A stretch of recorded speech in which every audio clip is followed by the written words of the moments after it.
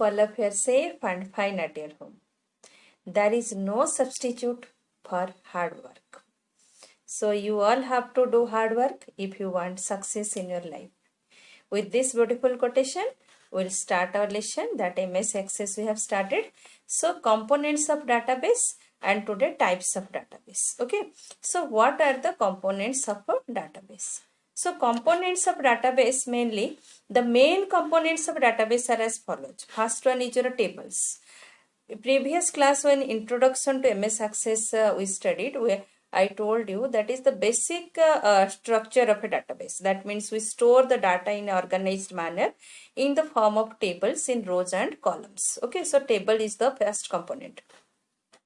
Data is organized in a tables in rows and columns. Each row is known as record and consists of relevant information related to a particular entry in the table. Okay, so that means in a table, rows are all known as your records. Each column is known as a field. That is the basic unit of a database. And you can tell the smallest unit of the database also, that is your field, and columns are known as your field, and specifies a particular piece of information for each record.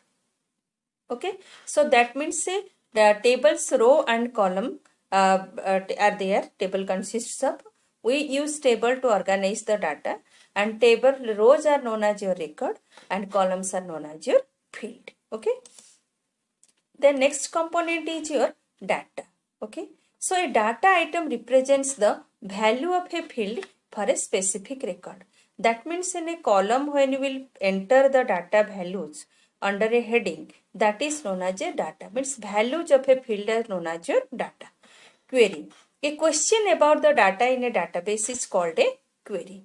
Actually, you can tell whenever you want to search any record in a table, we use query. Okay, suppose you have made a table, student table. Okay, and you want to search the information that students whose name started with A. Then this is a question whose name started with A.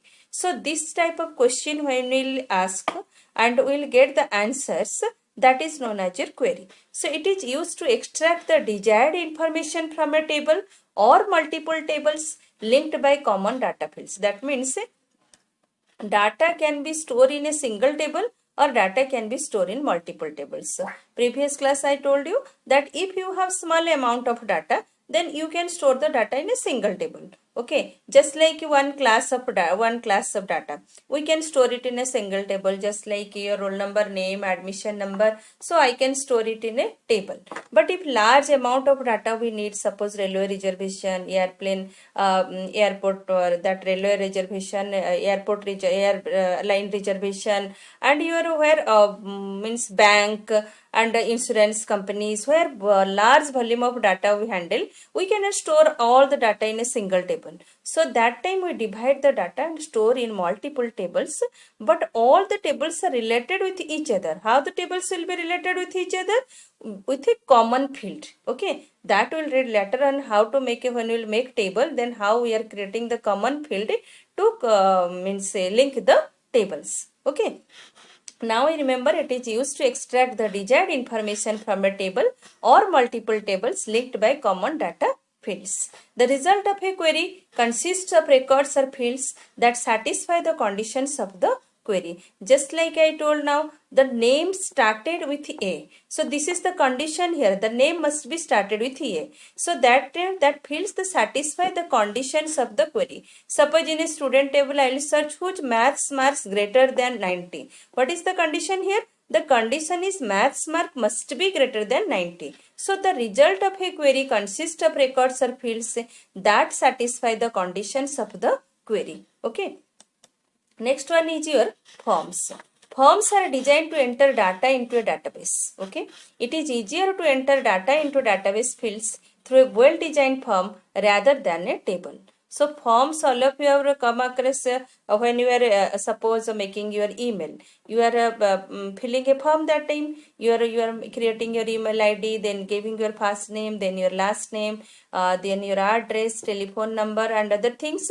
So that is a form where you can enter the data, and whatever the data you will enter, that will go to the database. Okay, whenever you are entering for going for online shopping, there also you are filling a form, that product name, your address, your street name, your telephone number, other things. So that is a form.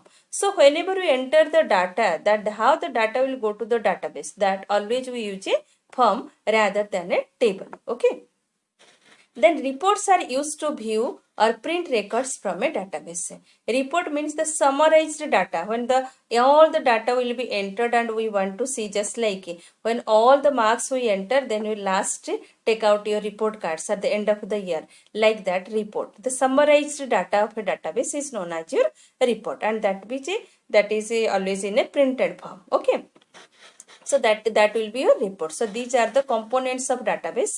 That is your first one is your table, to which is used to organize the data in the form of rows and columns. Then then your query. Query is used to ask a question or to search a record basing upon a condition. Forms are designed to enter the data into a database. Reports are used to view or print records from a database. So these are the components of the database. Okay, so now you come to our suppose this is a table. Okay, for your understanding, suppose this is a table I have made. So which part of the table is what? Okay, so see, this is registration ID, first name, last name, package. So these are your columns. Means columns are known as your fields. Okay, so what is means in a database or in a table, we know that columns are known as your field. So these registration ID, first name, last name and package, these are all your field name. Okay, and the rows are known as your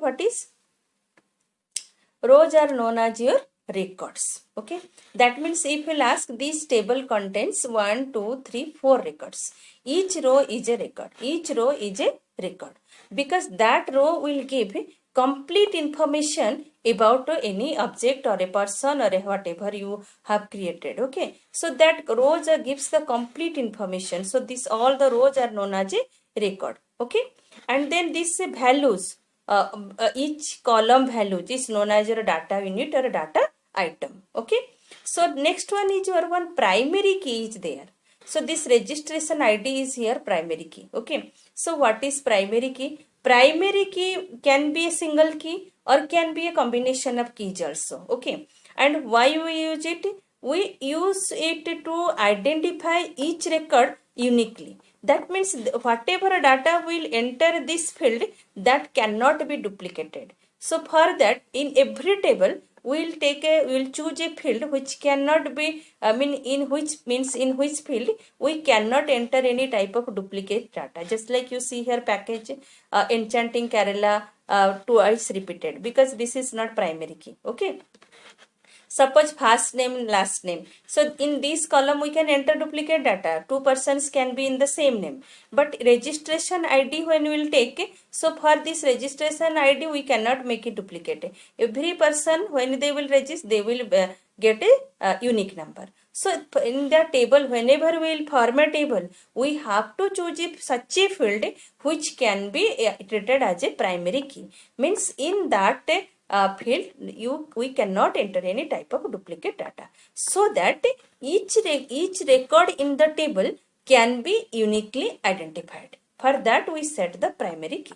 Okay, so how we'll do that? When I will make that, will read how to make the table, that I will tell. Okay, so next one is your types of database. Okay, so types of databases are of two types.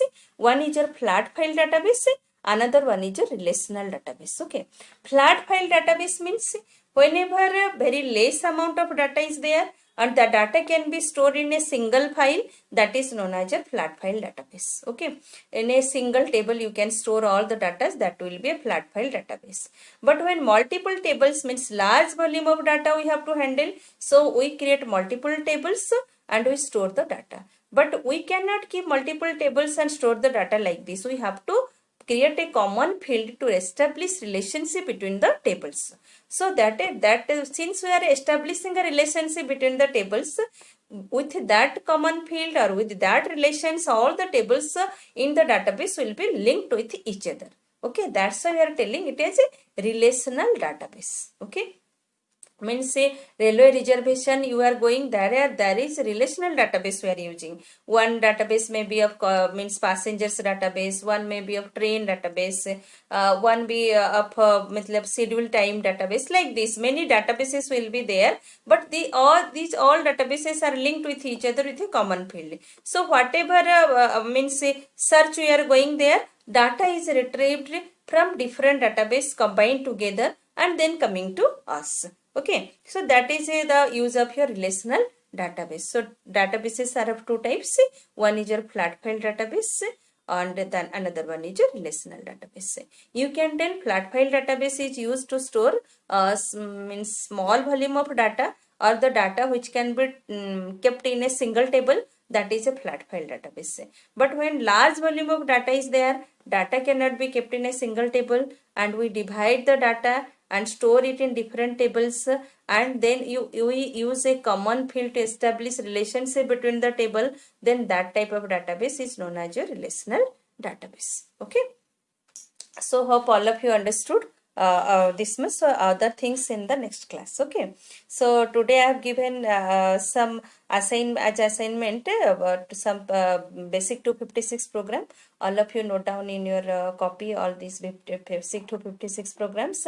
Answer key also I have sent. If you have any doubt in your periodic test answers, you can check your answers in that answer key. Okay, and in the next class other things. Okay, advantages of database and how to create a database, that and other things we'll read in the next class. Okay, thank you, have a nice day, take care.